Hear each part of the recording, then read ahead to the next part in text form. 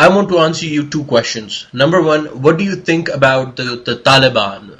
Are you a supporter of Taliban, or do you think what they're doing is right, or whatever the case?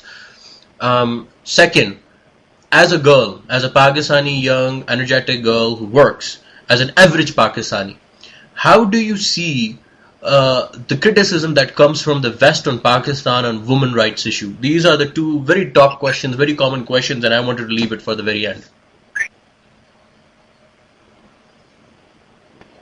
On the first question, Taliban, I really don't know who Taliban are. Are they the people who kill other people?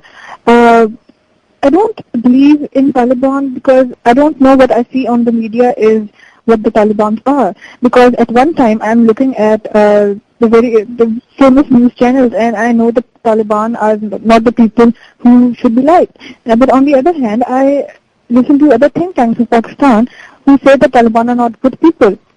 Good people. The point is, for me, Taliban, I don't really care who they are as long as people are getting their rights, people are not getting killed, people are living a quality, at least have the basic necessities of life. If we try to make Taliban a national issue, I think it will not get us anywhere. Media itself tries to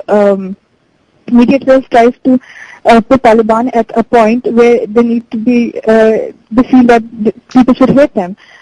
How much can that go on? The basic point of life is not to hurt people. But don't you see those people who stand up every day? The government agencies, the government itself, foreign forces. Don't you see those people who stand up, who can pick up anybody, cut their throat, and put it on their, put their head on their stomach? I don't know if you have seen those pictures. When I saw them, I was shocked by the mentality. Well, my question was not the people actually. My question was the mentality of Taliban. Killing people, enforcing your own will on the people, and in that way, what I'm talking about. No, but as a young Pakistani, how do you see these? Is the solution to kill Taliban? Is the solution to be at war with them? Because the more you kill them, the more resistance you'll face. Is that the only solution? No, but don't you think that somebody who does not care about anybody's rights, for example, if tomorrow somebody stands up and starts killing people just because you disagreed with them, would you let him survive, and would you let him say you give him the basic necessities of life and do not prosecute him in court of law? No, at that point I totally agree with you. How much, I know what I've heard about Taliban is not good at all. Probably I'm supposed to hate them. But honestly, I really don't feel what point is the government missing at being at war with them. How cannot you negotiate with people? How cannot you why is this war? Well, let me ask you this question. I don't get it. Because I believe that more you're at war, more resistance you will have to face in the coming years. Exactly. Now, I understand that. So tomorrow, if a group of 5 people stand up Islamabad in F6 and they say we are going to start killing people if you do not listen to us, will you start going negotiating them, or you will ask the police to capture them and prosecute them in the court of law? What will you do? Will you go and negotiate with them, or you will prosecute them? I think negotiation is not just about talking about. The only thing I'm trying to make a point on is a mutual decision. A mutual decision that can be that the Taliban gets something what they want, which is legal, which is not wrong for the other Pakistanis, and something something good on the Pakistani government part as well. If they come to Islamabad, I mean that is totally ridiculous to say. But I agree with what they say. I think there should be other alternative ways to handle a situation rather than just killing them and not trying to break their psychology, not trying to break what they actually think. I know the mentality is a little rigid, but is there no solution to it?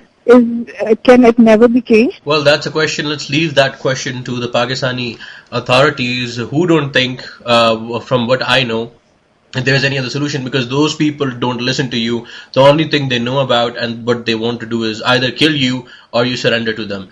So it's all about that. Let's come to the second question. As the criticism that we see on international television channels, that comes to Pakistan, rights of the woman issues, and all those things. Pakistan ki, the women of Pakistan not free, they are forced and they are butchered, and all those things that they are being shown on. How do you think that impacts you? How, if you were put on international media, which you are right now, how would you answer that? How would you answer that? Don't you feel angry, or do you feel, yeah, they're saying right? What do you say? I think the West, at some point, okay, fine, if the woman is tortured, that is a bad thing. But the West do not realize that there are a lot of security. If the women are not allowed to do jobs or to go out, there's a lot of security in it as well. They only see the liberal part of it, to their point of liberalism. I think that whatever is happening is wrong. All the honor killings and all the tortures women face is wrong. But I think that we don't need just to criticize us for it. I think we should realize that ourselves and give a solution to it.